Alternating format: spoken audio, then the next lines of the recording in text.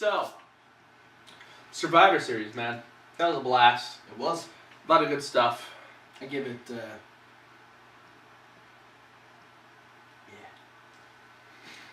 He gives it a yeah on the... I had nothing. I thought I had yes something. or no question answer scale. Yeah.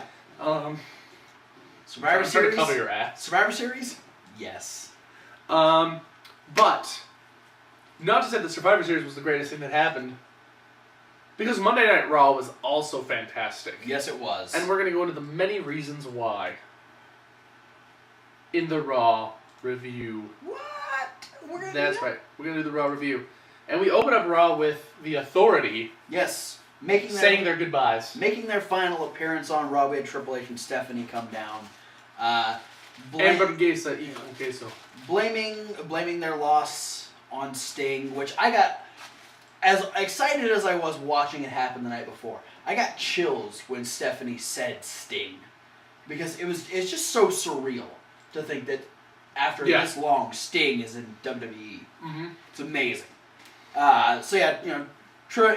Stephanie starts crying and saying, I hope you have a great Thanksgiving, and blah, blah, blah. Triple H gets on the microphone and goes, you think this is funny, huh? You like watching my wife cry?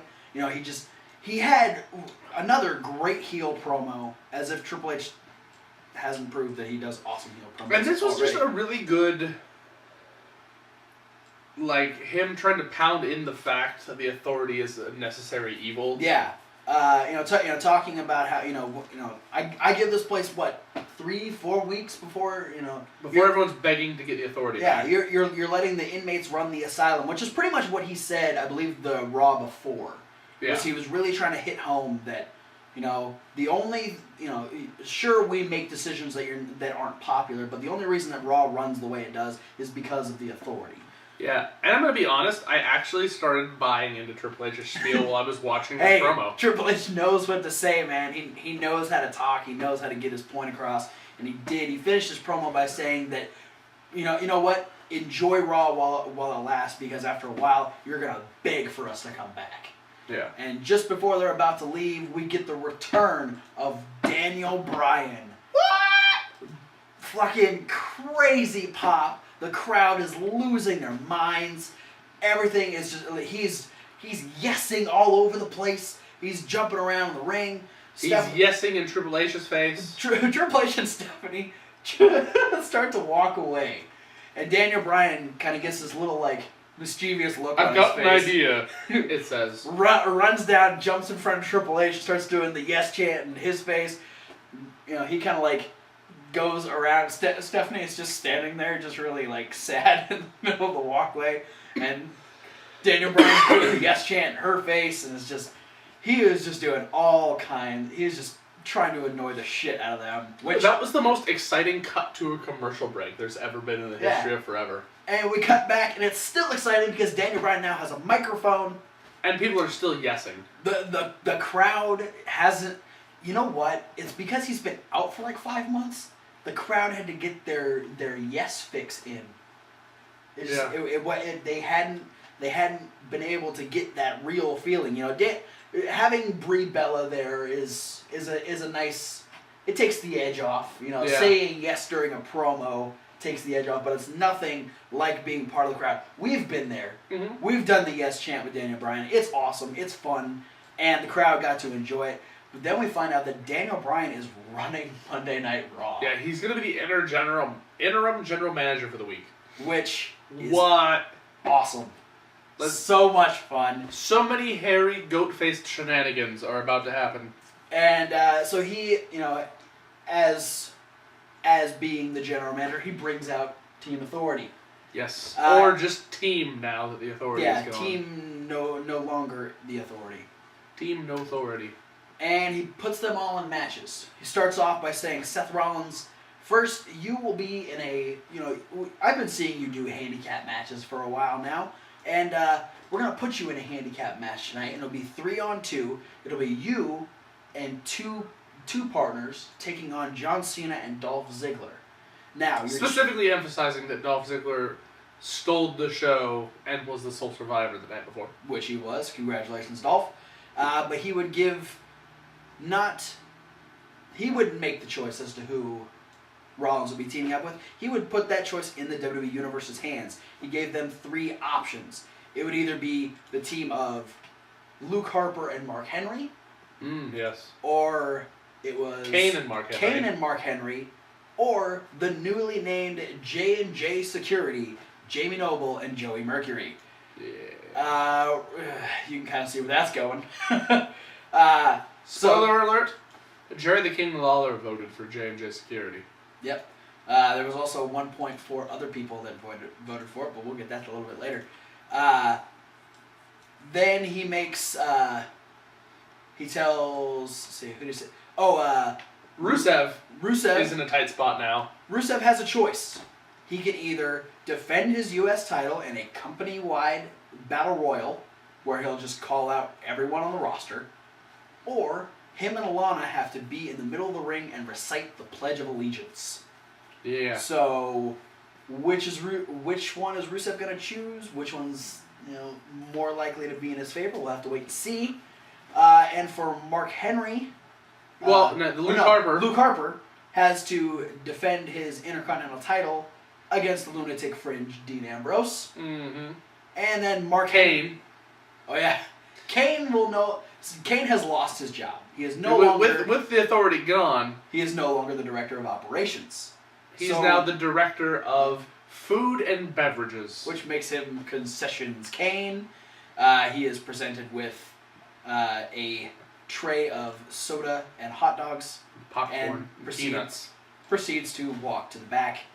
And then finally, Mark Henry is the only one left up on the stage, and Daniel Bryan says, I got something special for you. I ran into a certain big guy back there who wants to redeem a loss from WrestleMania last year, and I'm going to give that to him. So you are going to face the Ryback.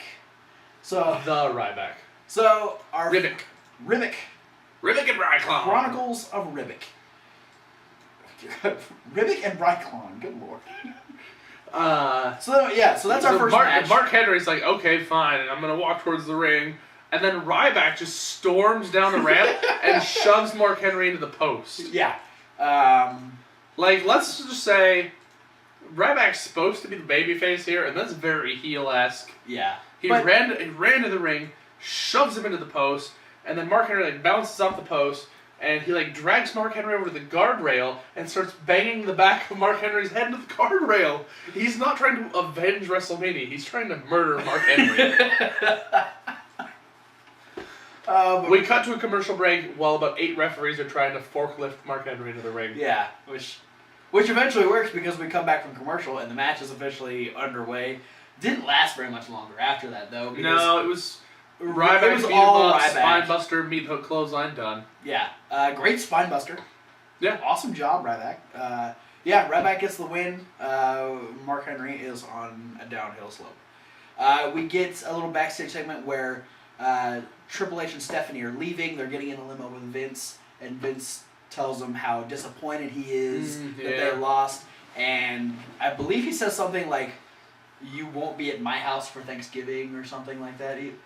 Something along the lines of, "You're going to have a horrible Thanksgiving," or something like that. But he tells them that one way or another, they have to fix this. Yeah. So I'll have to wait and see how that works out. Then we get our Intercontinental title match. Luke Harper versus Dean Ambrose. It was okay. It was... Obviously, this was setting up for both of them to do different things. Yeah. It was good. It wasn't balls to the wall. No, not at all. But it's alright, because they both had, good matches the night before. Yeah, definitely. Give them a chance to recover a little bit. Yeah. Dean Ambrose win via disqualification after Luke Harper shoves Dean Ambrose into the referee. Very blatantly. Referee goes, "What the fuck?" Rings the bell. And then... A spot that stuck out to me, though, before the end was Luke Harper trying to take the title and leave. Yeah. And as he's walking around the side of the ring, Ambrose dove onto him. Yeah, it was just an excuse to get Ambrose to dive. And Ambrose is now patenting the elbow drop onto a standing opponent. It's awesome. He did it to Bray, and then he does it to Luke Harper. It works out so well. So then, Ambrose doesn't take too kindly to the fact that he he won, but he doesn't win the Intercontinental title. Mm-hmm. So he starts to take out his aggression on Luke Harper, and he starts to try and do what he did last night to Bray Wyatt. He throws a chair in the ring, and he starts looking around, and he rolls into the ring, and Luke Harper's trying to grab the chair. And Luke Harper's got his hand under the chair because he's grabbing it like this, and he stomps on the chair.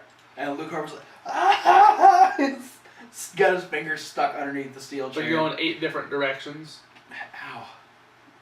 Figuring that one out. There's 5 fingers going 8 different directions. That makes my hand hurt just thinking about it. Yeah. And he goes back out of the ring. Ambrose does. Yeah. Grabs a ladder, starts shoving the ladder in the ring, and he's about to grab a table. The crowd is chanting, "We want tables." And Ambrose, happy to oblige, grabs a table, starts shoving it in the ring, and all of a sudden, a fat guy in a Hawaiian shirt attacks him from behind.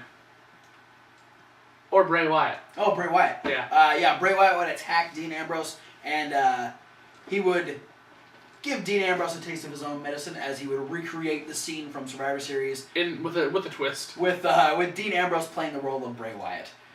He would toss him over the announce table. The announcers scatter, and he'd just drop the rolling chairs and just steel chairs and just all kinds of shit. Just as Bray Wyatt is standing on top of the table, like they replay it a couple times during the week, and there's he's holding a chair. It is the one last chair. And he drops it. I'm just imagining if Dean Ambrose's face was down there, how just whack with a steel chair, and then he gets down on his knees on the table, looking very ominous as Bray Wyatt does.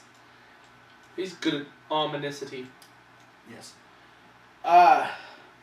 Then we got the segment that I was so sure was going to kill Raw for me. I was not excited when they announced it last week. But I got a little more excited when I found out that it wouldn't just be Larry the Cable Guy on Raw. We would get the return of Santino Marella. A guy that you like a lot. Yes, I love Santino. He's a favorite of mine. But we wouldn't just get any Larry the Cable Guy. Larry the Cable Guy wearing shorts, no shirt, dear God, still sort of blind. And a Rey Mysterio mask that was way too small for his head. Yeah. It was funny with his Asian lady eyes. It looked like Vader and Rey Mysterio did the fusion dance. It's true. That's a geek reference. People that know Dragon Ball Z's fusion dance will get that. Yes. But it was really funny. I was actually entertained by this. Santino asking him what his name would be if he was a wrestler. It would be Stone Cold Creamery. Oh, it shouldn't have been as funny as it was. But then they got interrupted by possibly the only 2 people weirder than the pairing of Santino and Larry the Cable Guy. I think, didn't Stardust hiss at him or something? Yes, and Stardust came from one direction, hissed at him, and they spun around and Goldust was right behind him. Oh, get away from me. He goes, "Oh, I pooped my pants." Oh, it shouldn't have been that funny, but it was great. Then Dust to Dust already cashing in their rematch for the tag team titles, taking on the Moneymakers. A very solid tag team match. Yeah, or 2 solid handicap matches. Yeah. Because The Miz tried to work the entire first half by himself. Yes, which would play against him because he would eventually have some sort of head injury. Yeah, he got smacked in the Moneymaker. Oh, see, I didn't catch that. The Moneymaker. I was trying to figure out. He does this. The second half of the match, he's on the outside like this. Yeah. He's either my face hurts, or I'm trying to be Sub-Zero with my own hands. Or Bane. Maybe he's a beta person. Anyway, so with Miz down on the outside, Mizdow is forced to wrestle pretty much the rest of the entire match. Which he does really well. Yeah, he's just about to win. He does a nip up. Yeah, when the fuck did Mizdow learn how to do a nip up? That's new.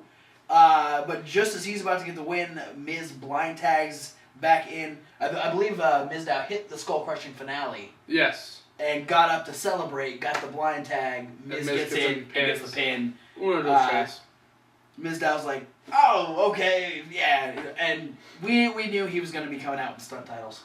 Yeah, and they do the thing where Miz holds up the two tag team titles and everybody boos, and then when he puts them down, Mizdow holds up the other tag titles and everybody pops really big. Yeah, and they do that back and forth. So I'm kind of liking this. The Moneymakers as tag team champions. It's intriguing. Yeah. Should be fun to watch it unfold. But then we get Kane in his new job. He's dressed for the part now. Meets his new manager. She's kind of bitchy. She is. She really is. She's not a nice person. Probably the ballsiest person to ever come up against Kane, though. Like, yeah, like, as far I was as, honest, even if I was Kane's boss, I'm not going to walk up to him and start doing this. Like, just telling him, I can't even. She brings up. I can't even remember all the rules she gave. She brings up his penchant for lighting things on fire. Oh, that's right. He likes burning things. It's Kane. In terrible taste. So she's keeping him out of the kitchen. He can't be near the deep fryers. So he's going to be in charge of chips. And if even so much as a crumble of a chip, I don't know how much a crumble is. I think it's slightly bigger than a crumb. But slightly less than a broken chip piece. Crumbs you always get like right at the bottom of the bag. Yeah. Crumbles are those like tiny little chips that you can't get like salsa on. They're the above the crumbs. Yeah. But not. It's like you get chips, you get broken chip pieces, crumbles, crumbs. Yeah. All right. And then that's a thing that just happened. Yeah. We just gave you varying degrees of chips. And you're welcome. So it's even so much as a crumble went missing, it would be taken out of Kane's paycheck. As she continues to poke him in the chest. Yeah. Crazy. And then we moved on because Kane made this face. Yeah, which was probably one of the funniest faces we've ever seen Kane make. Yep.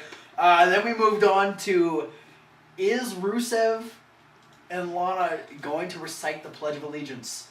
We got them standing in the ring. Lana saying that this isn't fair. America is not fair. Yeah, Russia is fair. Yeah, blah blah blah blah blah. They decide, you know what, screw it, we're not going to do it. They start to walk away. We get Daniel Bryan comes up on the Tron and goes, you know what, okay, I'm not the authority. Yeah, unlike the authority, I'm going to give you another chance. I'm going to give you a second chance. I mean, unless you want the Battle Royal, I can send out, a referee and the rest of the roster, and we can do it right now. Or you guys can get back in there. Now, I know that there's a chance that, you guys could try and pull this again and walk away, so I'm going to send someone out there to supervise. We got Sergeant Slaughter. Yeah, here's a guy who shows up like once a year. This was a very appropriate spot for Sergeant Slaughter. It was. It made sense. I'm kind of actually surprised it's like the first time he came out during a Rusev bit, to be honest. Yeah, the only other one we got was Hacksaw. Yeah. Which was very early on. Mm-hmm. So then Hacksaw was saved by Blacksaw. Then we get Sergeant Slaughter trying to force Lana to say the Pledge of Allegiance. And he says, repeat after me, and the entire crowd takes it as a repeat after me game. Not only repeating the words he says, but repeating his inflections on words. Yes. Which is hilarious. But once they get to the United States of America part of the Pledge of Allegiance, Lana can't do it. Yeah. She just can't. And so Rusev... And Rusev, by the way, hasn't been saying anything. No, Rusev has not said a word. He's stone-facing. It's all Lana at this point. But once Lana gets to this point, like, I can't do it, Rusev steps up, hands her the title, and starts to... Hands the medal, too. Yeah, that's right. Starts to back Slaughter into the corner. And we get the save by... Slaughter, hits the corner, and then he gets ballsy.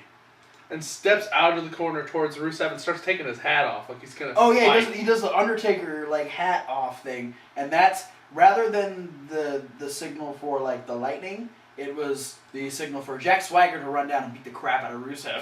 And Zeb Coulter to slowly waddle his way down. Yeah, he's weighed down by that mustache. Yeah, and he's fat and old. But then we get especially old. We get the super patriotic moment where we've got Zeb Coulter, the real American Jack Swagger, and Sergeant Slaughter with a big American flag behind them. The American flag behind them, all doing the "We the people, which was great because like before Slaughter gets them to do the Pledge of Allegiance, they drop the American flag in place of the Russian flag. So Rusev didn't do the Pledge of Allegiance, and he didn't defend his title. So we'll have to see where that puts him later in the week.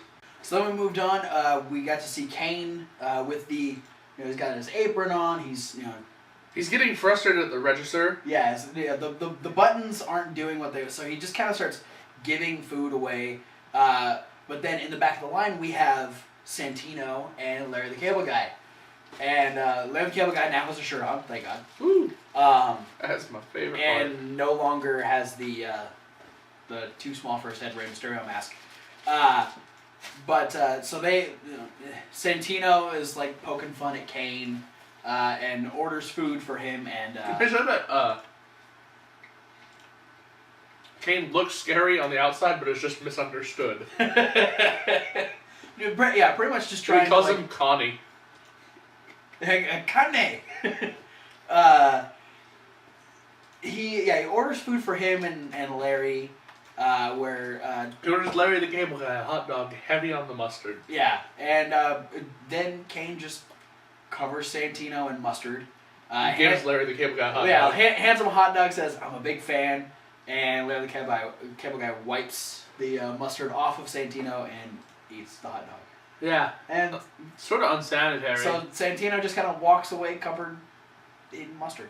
It's sort of unsanitary, but I actually wasn't surprised to see Larry the Cable Guy do that. Larry the Cable Guy doesn't look like he's sanitary. I don't think there's anything sanitary about him at all. Then we get a rematch from the Survivor Series pre-show. We got Fandango versus Justin Gabriel. Fandango. This was really just the same exact match, maybe even shorter. But Fandango wins again with the top rope leg drop, and Rosa looks hot. Yeah, and that's how that went. Well, we would find out that we're getting Kane versus Dean Ambrose on main event.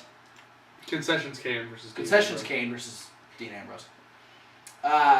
Then we got the explanation from Big Show. I really enjoyed this promo. Yeah, go and tell you were like, I got a text from him and going, don't ask me why, but I really like Big Show's segment. Big Show comes out and says, hey guys, I just wanted to clear the air so that we can all be good. Despite the fact that I almost kept the authority in WWE.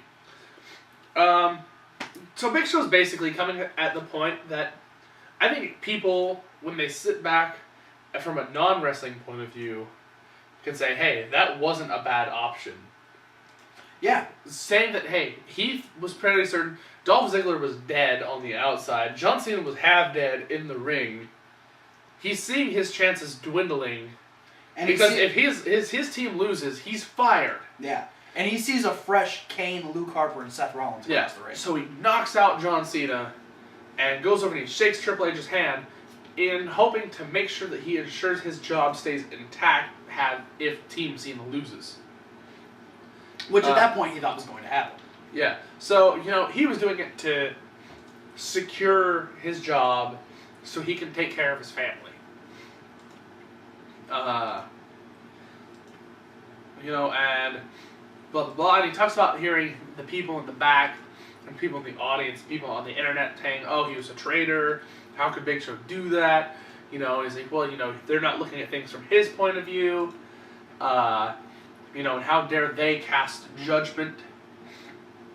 He didn't ask to be born this freakishly big and powerful. First, before he got into talking about his health problems and all that, he had the line where he says, I saw Ziggler on the outside, and I saw how beaten down John Cena was, and I saw 3 fresh Team Authority guys across the ring, and I panicked. And so I said, sorry guys, I panicked, and what did I do? I punched John Cena in the face. Like, that's a really strange decision to make. Like, did I win? No, then he said the line that you made a comment about when we watched Raw, once they said, I've been performing for wrestling fans for the last 20 years on a regular basis. Maybe I've earned a mulligan from you guys. Yeah, which I don't ever remember another time in wrestling, in anything, other than golf, has the word mulligan ever been used. It's just a very strange thing to be said. But at this point, he's pretty much telling you, he's like, if there's anyone back there that has something to say, if I don't whisper behind my back, come out here and say it to my face. Which at that point, I don't want anybody to come out because Big Show's big. And he's angry. And punch you in the face, knock your head off. Just ask Mark Henry. But who did we get?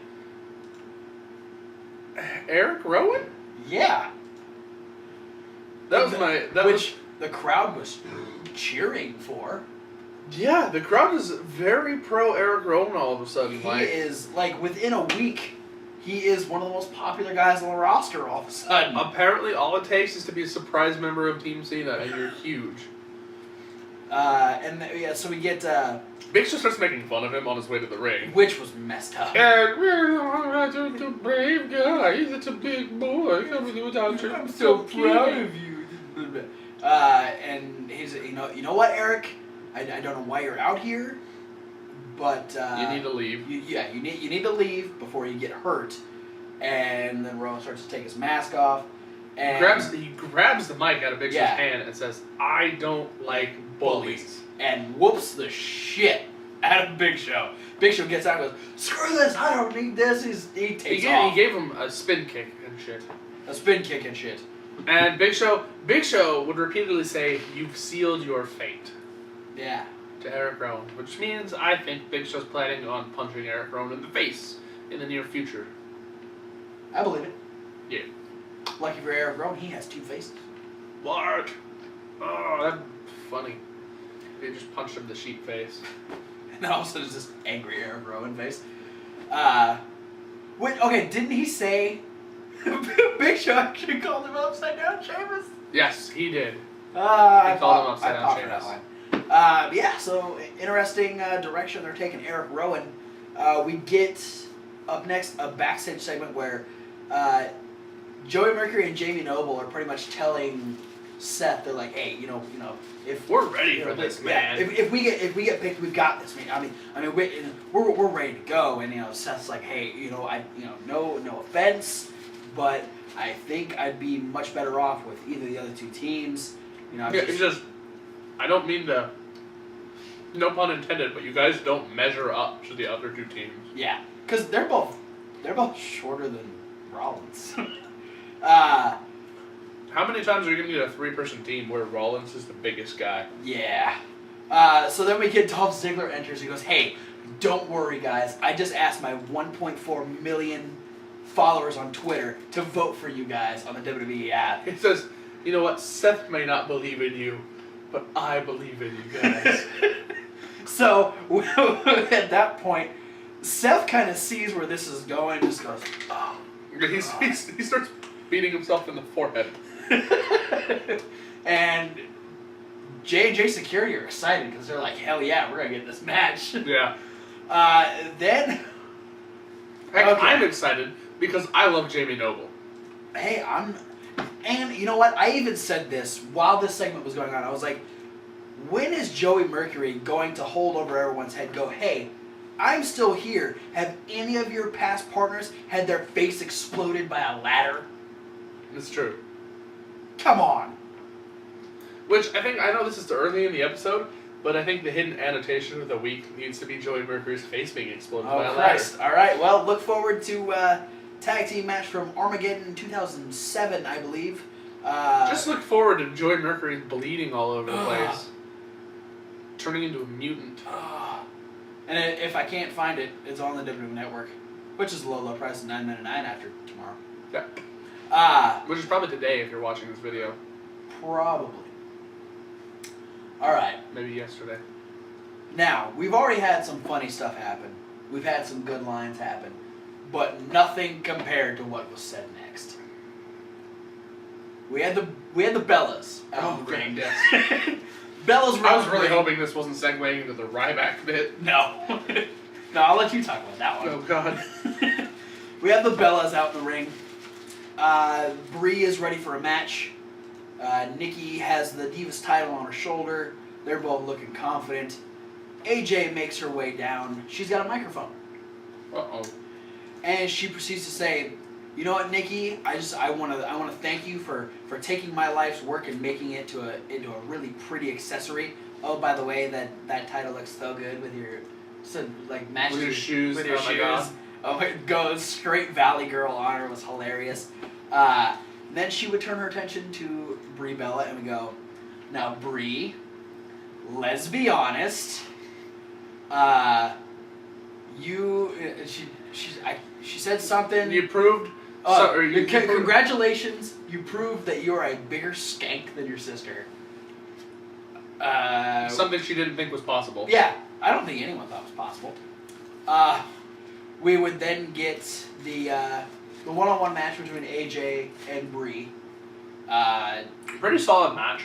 It was solid. I like the fact that Brie actually focused her attention on AJ's arm. Like one body part focusing kind of. It was a very old school match. Yeah, it was really old good. School style. And it makes sense because Brie has been pulling out the yes lock quite a bit, so it worked into her favor.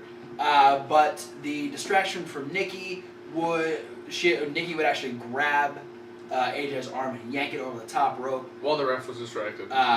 Brie would roll up AJ, get the win, and AJ would get back on the microphone and say, "That just proves it right there that it takes two Bellas to beat a champion.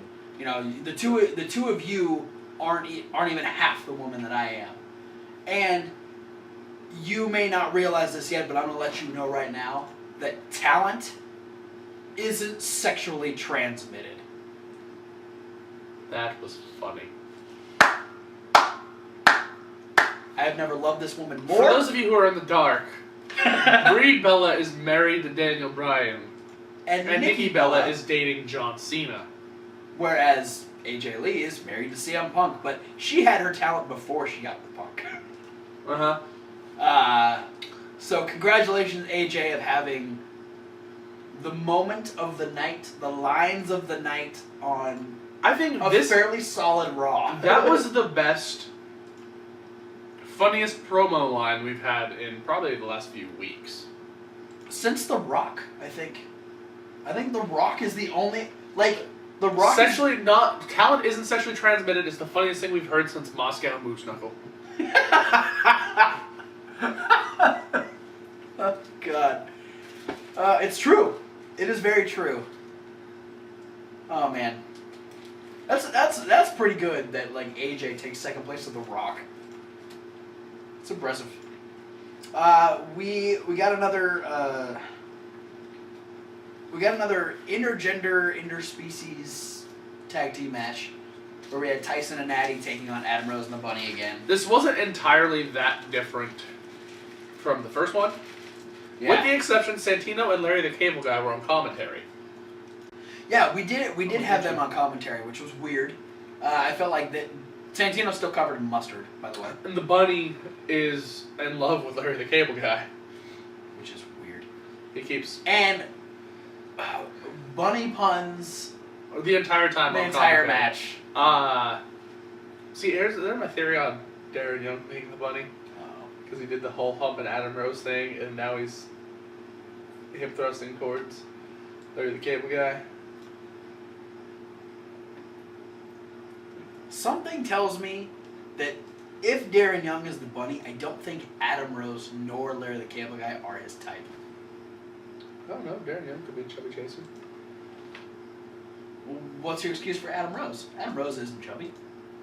No, but they've been together on the Exotic Express for a long time. Weird shit happens on that bus. But Tyson and Natty would get the win after the Bunny inadvertently trips Adam Rose.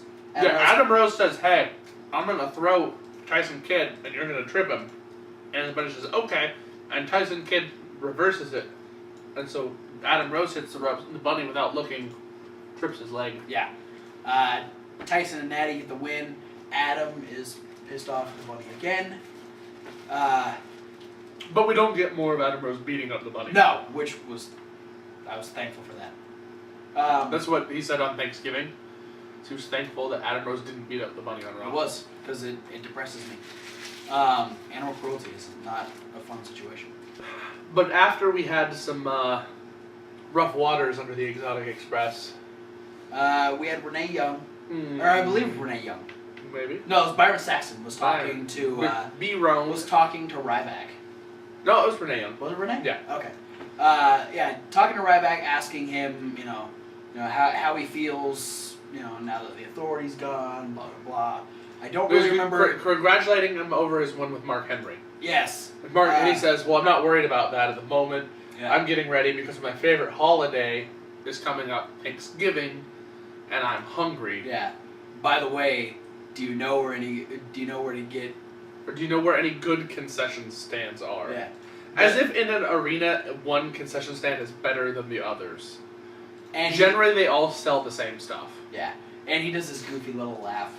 But then, I got my highlight of the night, because we got the full New Day promo, the vignette, the New Day is coming. I love this. I'm so excited for their debut. Yeah. The New Day is just so much fun, so charismatic. They've the three of them are all super talented. I'm excited to see what they do on the main roster. So hopefully they debut very soon. But Woo! Then we got Kevin Hawk's favorite part of the night. Nope. You want to talk about Ryback going to the concession stand? I will talk about Ryback and his the Chronicles of Ryback. His adventure to the concession stand. He asks Kane for a very specific list of stuff. 2 cans of tuna, a protein shake with extra protein for the big guy, and a big bag of beef jerky. And Kane says, you know what? We don't have any of that stuff, but how about a hot dog? And he proceeds to pick up an obviously uncooked hot dog and throw it that's wiggly and throws it directly into Ryback's face. And I laughed so hard when I watched it the first time at the idea of just a floppy dong hitting Ryback in the face. Because that's basically what Kane was saying. Eat a dick. I wish Kane could have said eat a dick. I probably would have lost my shit if he said eat a dick. Ryback shoves the concession stand into Kane and then covers him in ketchup and mustard. Yeah, while yelling something that I couldn't. Well, how about some red for the big red machine? You stupid little something demon mustard. Demon mustard. And Kane escapes. He slides out from between the 2 counters and runs away. And Ryback grabs a thing of peanuts and says, "Hey Kane, you forgot your nuts." And he throws them. And he goes, "Stupid," which is now apparently Ryback's catchphrase. He's gonna have a hungry shirt and a stupid shirt. Yeah. Please, WWE, market the "I'm with stupid" shirt for Ryback. But have the arrow point up. I don't think he'd realize how funny that. Well, it wouldn't be funny to him, but I think I'm getting humor out of it. Yeah. So then we get a very confident backstage segment with Cena and Ziggler as we're getting ready to go into our main event. Pretty much talking about how they were successful at Survivor Series. And by they, he means Dolph Ziggler. Yeah. Cena was very upbeat and energetic, as where Dolph Ziggler's part of the promo was speaking as if Sting showing up was a Christmas miracle. Yeah, he's like, wait, we got the miracle? That miracle was Sting. Like, it seems really out of place for Ziggler to be acting that way, because Ziggler usually is the up energetic, I'm the show off, I steal the show. You know what it was? Dolph Ziggler didn't have to be. Yeah. This is the only time that people are going to cheer for Cena. Because Dolph Ziggler is a part of it. Yeah. It's the only reason people... Once Dolph Ziggler was the only person left on Team Cena, did people start chanting for Team Cena. Yes. And only in this match did people chant for Cena's team when he was teaming up with Dolph Ziggler. Yeah. So This is a, hey John, I heard that you needed help getting over, so I had them play my music. And if you don't get that, check out the meme on our Facebook page with Dean Ambrose and John Cena. Yeah. Which that led directly into the main event, did it not? We had a quick little thing. We're getting Miz TV on SmackDown with Big Show, but that led into the unveiling of who Seth Rollins' tag team partners would be for this 3-on-2 handicap match. And if you didn't guess it by the very first opening promo of the show, it would be J&J Security by a landslide. 93%. Yeah. 3 and 4% for the other two choices. In the second most voted on vote. Yeah, they had over 300,000 votes or something. Well, like it that. was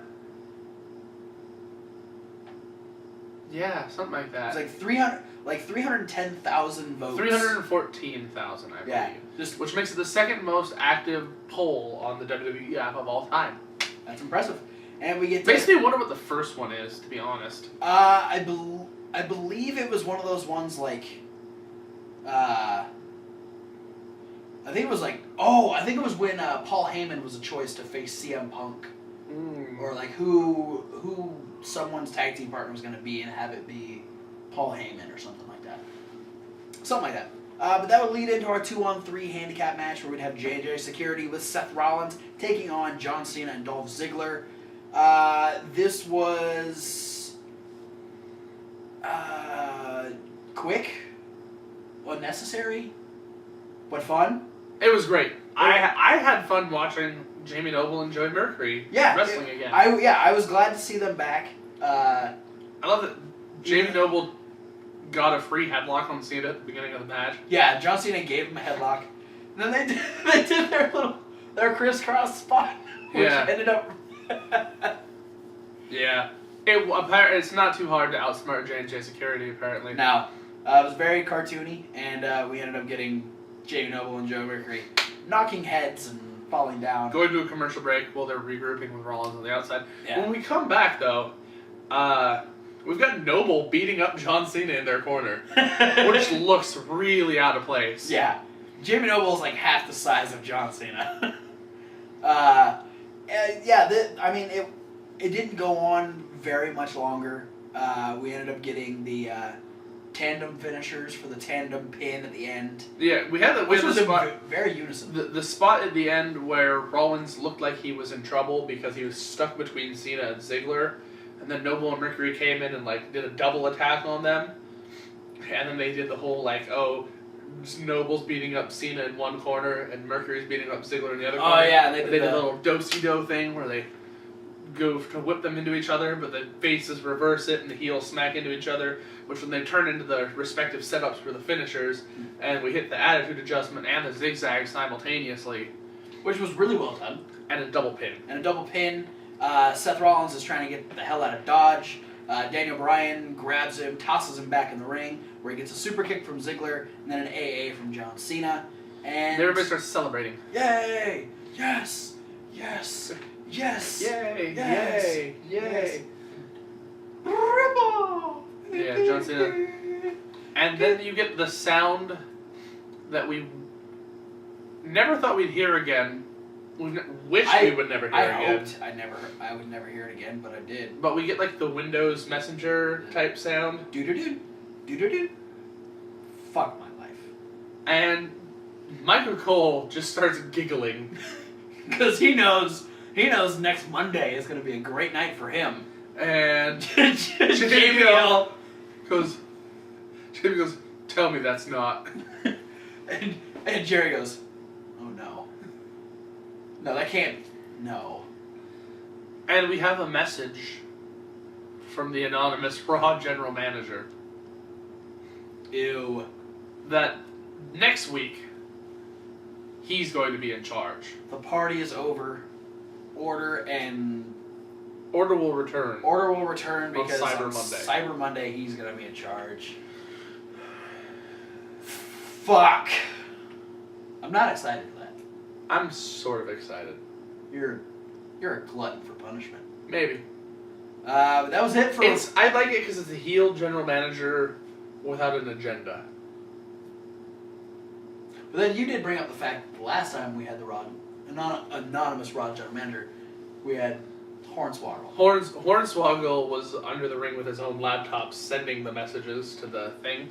So maybe maybe that was a fake Raw general manager moment. Fuck it. I hope Hornswoggle is running Raw.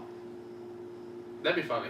I want Hornswoggle to run Raw. Well, if we find out during the weekend that Finlay gets a title shot on Raw or something. But that's it for this week's Raw review. Raw was great. Awesome way to segue out of Survivor Series. Starts a good week for WWE. But up next, we're going to be taking a break from the mainstream wrestling. We're going to show some love to those indie guys because we got indie news coming up. Kevin Hawk is bringing back his indie question. Oh, I thought you were going to say he's bringing back the Macarena. So just did it. Kind of. Sit down, Macarena. What'd you call me? But yeah, we're bringing back the indie question. We got some results. Hey. We got some more upcoming shows because it's almost the end of the year. We got a month left in 2014. Holy shit. And things are getting crazy. We got a new addition, if you didn't notice. We're showing some love to the indie guys. We're going to be talking about that because we got some awesome updates for this show. Woo. On top of other shows that have happened. So we will see you at the Indie News. Click it. Or don't click it. Just let it play. Either way.